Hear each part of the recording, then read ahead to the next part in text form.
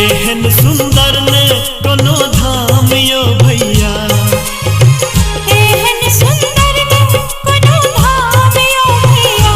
सबसे पावन एही धरती पर